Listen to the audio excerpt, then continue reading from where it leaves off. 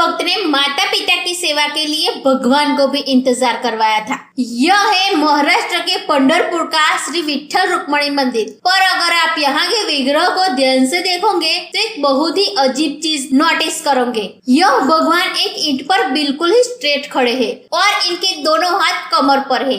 ना कोई वेपन, ना कोई एक्शन बॉस। ऐसा लगता है कि जैसे यह किसी का वेट कर रहे हो। सदियों से प्रचलित कथा के अनुसार पुंडरीक नाम के एक भक्त अपने माता पिता की सच्चे दिल से सेवा कर रहे थे। उनकी इस भक्ति से खुश होकर भगवान विष्णु खुद उनसे मिलने आए। पर पुंडरीक अपने माता पिता की सेवा में इतने लीन थे कि उन्होंने अपना काम बीच में छोड़ा ही नहीं। उन्होंने भगवान के आसन के लिए सम्मान के साथ एक ईंट आगे सरका दी। भगवान अपने भक्त की इस निष्काम सेवा से इतने प्रसन्न हुए कि वह उसी ईंट पर दोनों हाथ कमर पर रखकर खड़े हो गए। तभी इन्हें विठोबा यानी ईंट पर खड़े भगवान बुलाया जाता है। अब बात करते हैं कि इस मंदिर को बनवाया किसने।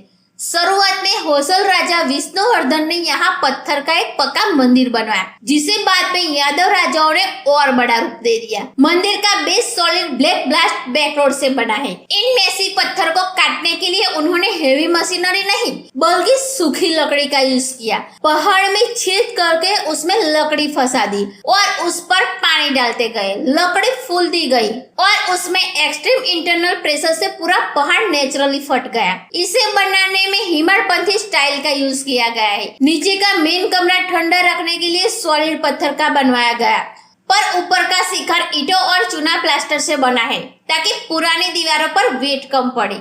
मंदिर में आगे चलकर यादव और मराठा काल में बना यहाँ का सोलखंभी मंडप अपने लकड़ी और पत्थर के कार्विंग्स और चांदी के गरुड़ स्तंभ के लिए पूरे देश में प्रसिद्ध है। लेकिन इस मंदिर को सदियों तक बचाना कोई आसान काम नहीं था।